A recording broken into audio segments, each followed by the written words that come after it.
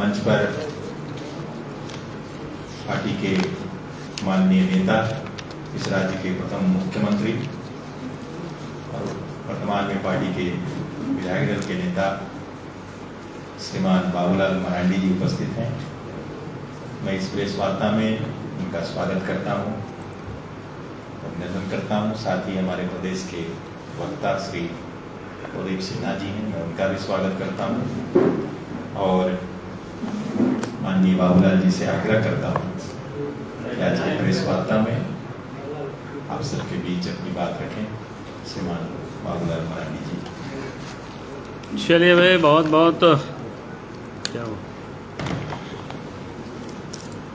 बहुत धन्यवाद आप सबको।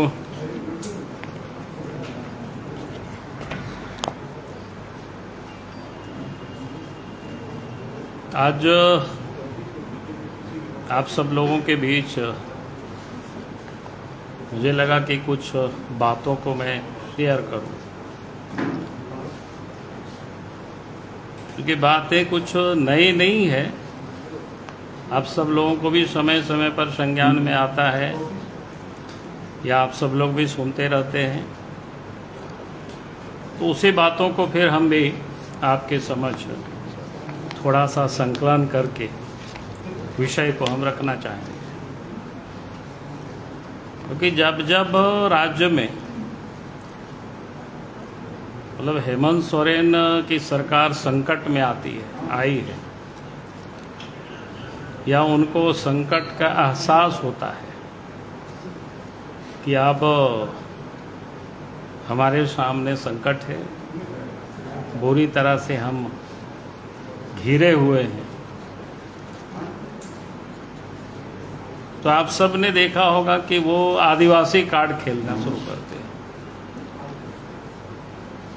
और उसके बाद कुछ से कुछ बोलना शुरू करते हैं कि हम आदिवासी हैं, लोग हमें पचा नहीं पाते हैं। फिर यहाँ तक वो कह डालते हैं कि सामंतवादी सोच के तहत जो लोग हैं वो लोग हमें परेशान करते हैं। तो इस प्रकार की वो तरह तरह के इसको कहते हैं। जेएमएम के लोग भी, हेमंत सोरेन भी, ये पूरे जिसको कहते हैं कि कुनबा, ये लोग यही राग अल्पना शुरू करते हैं। अब सबने देखा कि पिछले दिनों चाहे वो मामला हाई कोर्ट का हो, चाहे सुप्रीम कोर्ट का हो, चाहे वो लोकपाल का मामला हो या इलेक्शन कमीशन या राजभवन का मामला हो, तो सरकार हम कह सकते हैं कि जब उनको लगता है कि चारों तरफ से घेरे हुए हैं तो वो ट्राइबल के कार्ड वो खेलना शुरू करते हैं। और इतना ही नहीं, बात तो करते हैं कि एक आदिवासी मुख्यमंत्री है, लेकिन आप देखें उन कोर्टों में जो अपने आप को बचाने के लिए देश के नामी ग्रामी जो वकील होते हैं उन लोगों को हायर करते हैं। मैं कह सकता हूं कि झारखंड को मैं जितना जानता हूं, शायद कोई भी ट्राइबल नहीं है कि उन सारे वकीलों को अगर कोई मुसीबत में फंस जाए तो उन ऐसे वकीलों को कोई हायर कर सके वकालत करने के लिए हाई कोर्ट, सुप्रीम कोर्ट या इलेक्शन कमीशन में। तो ये खेलते आदिवासी कार्ड हैं और व्यवहार जो इनका आप देखेंगे पूरी तरह से वो सामंतवादी का वो दिखता है। इसीलिए लगा कि मैं आप सब लोगों के समक्ष कुछ विषय या कुछ जानकारी मैं आपके समक्ष हम साझा करूं। आप सबने देखा होगा कि आज अखबारों में भी छपा है लोकपाल को लेकर के कि भाई शिबू सोरेन परिवार को बड़ी राहत मिली। मैं उन राहत के बारे में यहाँ बात करने के लिए नहीं, लेकिन मैंने जब इस प्रकार की कल से ही सोशल मीडिया में जब समाचार घूमने लगा तो हमें भी लगा कि ये थोड़ा तहकीकात करना चाहिए कि मामला क्या है इसमें से। और जब फिर मामला को मैंने उस पर तहकीकात की, उसकी हमने थोड़ी सी डिटेल में हम गए, तो हमें देख करके जिसको कहते हैं कि बड़ी एकदम चकित कर देता है।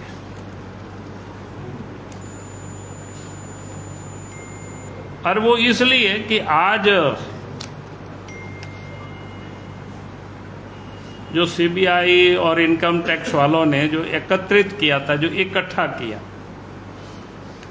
इनकी जो प्रॉपर्टीज है, जो संपत्ति है हेमंत सोरेन परिवार की या शिबू सोरेन परिवार की, तो वो भी वो संपत्ति को इकट्ठा किया गया, या तो उन्होंने इनकम टैक्स में दर्शाया है, या फिर इलेक्शन जब चुनाव जो लोग लड़ रहे थे, जैसे कई लोग चुनाव नहीं लड़े हैं वो तो नहीं दर्शाएंगे, उनकी पत्नी जैसी है, तो इनकम टैक्स ने जो दर्शाया है, या फिर इलेक्शन कमीशन में जो चुनाव लड़ते वक्त अपने प्रॉपर्टी का जो लोग डिक्लेयर करते हैं, उसमें से जो लिखित है वो 108 ऐसी परिसंपत्तियों का साम्राज्य इस परिवार ने खड़ा किया है झारखंड में। थोड़ा मोड़ा नहीं, मैंने जिसको कहते हैं ना कि 108, या उसको कहते हैं कि भाई श्री श्री शिबू सोरेन 108 संपत्ति इस झारखंड में, रांची से लेकर के दुमका तक, और फिर यूपी में भी, फिर दिल्ली में भी, और भी कहीं कहीं एक जगह होगा। और उसमें भी आश्चर्य है कि 33 यानी 33 ही मात्र प्रॉपर्टीज को इलेक्शन कमीशन में लोगों ने डिक्लेयर किया है, बाकी तो अनडिक्लेयर्ड है। तो अनडिक्लेयर्ड का आप जानते हैं उसका क्या सजा है इलेक्शन कमीशन में। कोई भी अगर अपनी संपत्ति को कोई छुपाते हैं तो उनकी सदस्यता तो जानी ही जानी है, मतलब मिनिमम जिसको बोलता है, जो सामान्य जानकारी में पहले भी इस प्रकार की बातें हो चुकी। तो ये जो अपने आप को कहता है कि हम गरीब हैं, आदिवासी हैं, और चिल्लाते हैं कि भाई सामंती, तो भाई कौन सामंत है? मैं समझता हूं, और ये सारी प्रॉपर्टी 12-14 साल में, नहीं झारखंड बनने के बाद इन्होंने खड़ा किया है। ये 4-5 के बाद ही ये सारे संपत्ति इतने खड़ी हुई है, अटालिकाएं इनकी इतनी बड़ी। और उसमें भी मैं कह सकता हूं कुछ एक संपत्ति के तो मैं बेनामी संपत्ति मैं जानता हूं, क्योंकि किसी और के नाम से है, लेकिन उनके घेरे में वो सारे प्रॉपर्टी है इस प्रकार की। तो इस प्रकार के पूरे राज्य में या बाहर भी कितनी सारी प्रॉपर्टी इनकी होगी, ये तो जांच का विषय है। और इसीलिए आप देखते होंगे कि जब हाई कोर्ट में ट्रायल होता है तो बड़े बड़े लॉयर को लाते हैं कि भाई इनको डर इसलिए होता है कि जांच होगा तो पकड़े जाएंगे। सुप्रीम कोर्ट जाते हैं, वहाँ बड़े बड़े लॉयर को ले जाते हैं, इलेक्शन कमीशन में या लोकपाल में। तो ये इसलिए करते हैं तो कि वो चाहते हैं कि जांच होगी तब तो हम पकड़े जाएंगे, जांच नहीं हो इसके लिए कोशिश करते हैं। भाई अगर आपने कोई गलत नहीं किया, आपने कोई लूटा नहीं, आपने कहीं कोई इलीगल तरीके से आपने धन को इकट्ठा नहीं किया है, तो फिर आप डरते किस बात की है? जो भी जांच आपसे लोग मांगते हैं आप दे दीजिए, जांच हो जाएगी, आपका क्लियर हो जाएगा। जितने आपने प्रॉपर्टी खड़ा किया उसका रिसोर्स अब बता दीजिए, आपने कहां कहां से इतनी पैसे लाए और इन सारे प्रॉपर्टीज को आपने खड़ा किया। तो ये जो स्थिति है इनकी, वो किसी से, तो इसलिए हमने कहा कि ये जो एकदम बड़ी जिसको कह सकते हैं ना कि ये प्रॉपर्टी इस व्यक्ति ने पूरे राज्य में और झारखंड में, तो आप मुझे लगता है कि रांची में बहुत सारे ऐसे ही प्रॉपर्टी होगी, लेकिन जब जांच होगी, और इसीलिए वो जांच से वो भागते हैं, जांच से डरते हैं। और जांच ना हो इसके लिए डराने के भी काम करते हैं। पिछले दिनों जो वक्तव्य जिस प्रकार से वो देते थे तो वो किसी से छुपा हुआ नहीं है।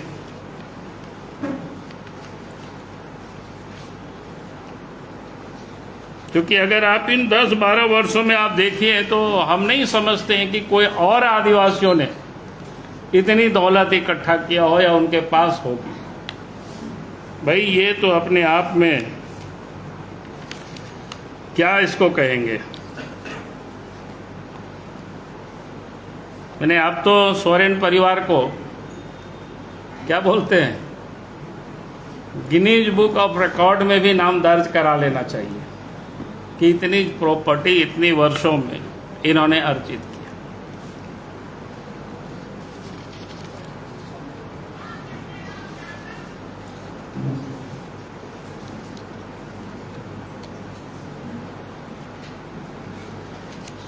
अब यहां देखिए झारखंड में क्या स्थिति है।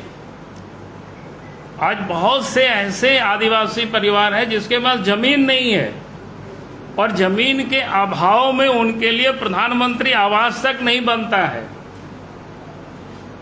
उनके लिए सरकार ने कहीं कोई 2 कट्ठे भी जमीन बंदोबस्त नहीं कर देते हैं, बल्कि अगर कोई घर मजूरवा जमीन में भी किसी प्रकार से लोग खड़ा है तो उसके ऊपर भी बुलडोजर चला करके, यहाँ तो अपनी भी जमीन में वर्षों से लोग खड़े थे। जैसे कुछ दिन पहले हम HEC गए थे स्मार्ट सिटी में, वहाँ भी बुलडोजर चला करके लोगों के घरों को तोड़ दिया। तो भाई जिसके पास इतनी दौलत है और किसी के पास उन्हें क्या बोलते हैं जमीन नहीं है, छोटी सी अपनी घर बनाने के लिए, झोपड़ी बनाने के लिए जमीन नहीं, बल्कि जो झोपड़ी था उसको भी उजाड़ दे रहे हैं। और दूसरी तरफ शिबू सोरेन, हेमंत सोरेन या इस परिवार के पास 108 ऐसे जो प्रॉपर्टीज है। अब देखें जो इनकम टैक्स और CBI ने जो मेरे जानकारी में आई है, जो रिपोर्ट उन लोगों ने जो सबमिट किया है, तो उसमें 250 करोड़ की ऐसी संपत्ति का जो पता चला है। लेकिन शिबू सोरेन जी ने अपने क्या 2 करोड़ का संपत्ति उन्होंने दिखाया अपने नाम से।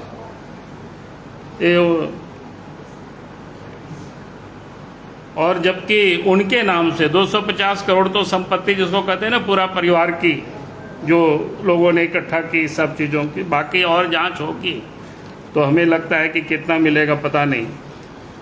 तो ये जो स्थिति है पूरे प्रदेश, तो इसलिए मैं बार बार कहता हूं कि भाई ये लोगों ने इस राज्य को सिर्फ लूटने का ही ये लोग काम किया है। जब से ये लोग सत्ता में आए हैं, जब से ये लोग पावर में आए, जैसे पहले शिबू सोरेन कोयला मंत्री भी थे, उस वक्त की भी कहानी है। कभी हेमंत सोरेन डिप्टी CM बने, कभी CM बने, फिर आज CM बने। तो ये लोगों ने इस प्रदेश को लूटने का ही काम किया है पूरी तरह से। और इतना ही नहीं, इन लोगों के नाम से एक तो मैंने जैसा हम पहले ही बताया कि अनडिक्लेयर्ड काफ़ी प्रॉपर्टीज़ है इन लोगों के सभी के नाम से, जिन लोगों ने चाहे शिबू सोरेन हो या हेमंत सोरेन हो या सीता सोरेन हो या बसंत सोरेन हो, ये जो लोग चुनाव लड़े हैं, इन सबों के पास अनडिक्लेयर्ड प्रॉपर्टी है इज़म में। तो ये अपने आप में ये लोग सत्ता चला रहे हैं, सत्ता में बैठ करके, और जिस प्रकार से ये लोग बातें करते हैं, आप सब लोग कहेंगे कि भाई आपके पास इतनी सारी चीज़ें, हमारे पास और कहीं से नहीं आया, बल्कि इन लोगों ने पिछले दिन आप देखें कि दिल्ली हाई कोर्ट में इन्हीं की ओर से वकील ने एफिडेविट करके वो सबमिट किया है। जो इन लोगों को लोकपाल की ओर से नोटिस दी गई थी, उसी में से ये लोगों ने, और कानून की दांवपेच करके कि इतना दिन हो गया, पुराना हो गया, इसलिए ये जांच नहीं होना चाहिए। भाई ये क्या मतलब होता है? कोई अगर चोरी करे और कभी पकड़ा जाए तो क्या उसको दंडित नहीं किया जाएगा क्या? तो ये अपने आप में, और इन सारे दस्तावेज को अगर आप देखें तो इस झोली में भरा हुआ है पूरा से। तो आप लोगों को इतना मैं कष्ट नहीं दूंगा। आप हाँ, इसको भी खोल देंगे। आप लोग चाहेंगे कि तो हम पाठक जी को हम दे देंगे मोबाइल से ही। आपका क्या बोलते हैं, ये तो पूरा क्या बोलते हैं, ये दस्तावेज है। हैं? समझे कि नहीं? आप समझ सकते हो ये जो प्रॉपर्टीज इन लोगों ने अर्जित किया है दुमका से, ये रांची से लेकर के दुमका, यूपी, दिल्ली, जो बाहर का भी है, इसमें से सारे कुछ है। तो आप सब लोग इतना खोल कर पढ़े तो उससे बेहतर है हम पाठक जी को क्या बोलते हैं PDF फाइल ही हम ट्रांसफर कर देंगे। लेकिन आप सब लोगों से हम जरूर कहेंगे कि इसको जरूर पढ़ना और आप सब लोग इसको जरूर लिखिए ताकि इस प्रदेश की जनता वो जान सके, समझ सके। भाई इस राज्य में जिसको हम लोगों ने मुखिया चुना है वो जनता के लिए काम कर रहे हैं कि अपने परिवार के लिए, अपने स्वार्थ पूर्ति के लिए काम कर रहे हैं, ये पता चलना चाहिए लोगों को। क्योंकि जिस प्रकार से लोकतंत्र में ये जो परिवार तंत्र है, ये पूरी तरह से लोकतंत्र को ये लोग डैमेज कर रहे हैं, नुकसान पहुंचा रहे हैं और सिर्फ दौलत को बटोरने में ये सारे लोग लगे हुए। और इसलिए हमने कहा कि ये सारे जो विषय हैं, ऐसे दस्तावेज इतनी सारे हैं, तो इसलिए मैंने आप सबको संक्षिप्त में आपको बताया, नट सेल में जो हमें आपको बतानी थी। बाकी आप सब लोग जरूर अध्ययन करें। हम पाठक जी को पूरी PDF फाइल हम ट्रांसफर कर दे रहे हैं और पाठक जी से कहेंगे जितनी भी मीडिया के लोग हैं सबको आप उसको ट्रांसफर कर दीजिए ताकि लोग अध्ययन कर सके। और अध्ययन ही नहीं करें, हम जरूर आप सब लोगों से कहेंगे ये लोकतंत्र के लिए जरूरी है कि राज्य की जनता को हमें बताना चाहिए, राज्य की जनता को जानकारी होना चाहिए हमने जिसको सत्ता पर बैठाया है वो क्या कर रहे हैं, अपने लिए कर रहे हैं, परिवार के लिए कर रहे हैं कि जनता के लिए कर रहे हैं। तो हमें लगता है कि इतना काम आप सब लोगों को करेंगे। मेरा आप सब लोगों से अनुरोध है, आग्रह है, प्रार्थना है। मुझे लगता है कि लोकतंत्र के ये जो चौथे प्रहरी है आप सब लोग, तो इस काम को बखूबी आप सब लोग भी निभाएंगे। इन्हीं शब्दों के साथ बहुत बहुत राज्यपाल को जानकारी देंगे इन संपत्तियों के बारे में? नहीं, मैं कह रहा हूं कि राज्यपाल से भी हायर जो क्या बोलते हैं एजेंसी है वहां सारे कुछ है, फिर हम सब लोग देखेंगे आगे क्या करेंगे। हम तो जनता को जानकारी हम देना चाहते हैं क्योंकि लोकतंत्र में जनता मालिक होता है, बाकी तो हम लोग दे रहे ही हैं। लेकिन असल में है कि जनता जो मालिक है, मालिक को पता चलना चाहिए हमने जिसको काम करने के लिए नियुक्त किया है, काम करने के लिए 5 साल के लिए जिसको हमने बहाल किया है, वो कैसे काम कर रहे हैं और वो क्या कर रहे हैं, वो जरूरी है। और उसके लिए कौन करता है, तो हमारे जैसे आपके जैसे जो पॉलिटिकल या पत्रकार, इसका काम है लोगों को प्रशिक्षित करना। स्पीकर ने कहा है कि 1932 वाला ही जो खतियानी है वही। अब मेरा कहना है कि वो विषय जब आएगा उस समय बात करेंगे। उनकी राजनीति में अभी मत फंसाना। अभी वो लोग ऐसे ही करते हैं क्योंकि वो जानते हैं हम बुरी तरह से घिरे हुए, फंसे हुए हैं, तो तरह तरह के वो हथकंडा अपनाएंगे अपने आप को बचने के लिए।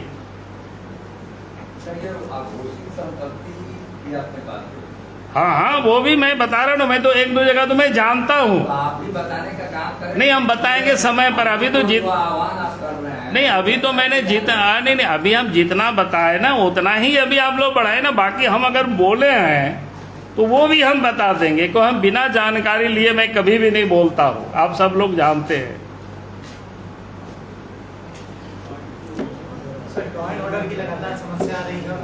अब वो सब समस्या का रोज हम लोग बात करते, इसलिए अभी मैंने यही एक समस्या को लेकर के अभी मैं आया था। श्री शिबू सोरेन 108 यार बस संपत्ति। कितना डिस्क्लोज किया है? 108 में डिस्क्लोज कितना किया है? 33।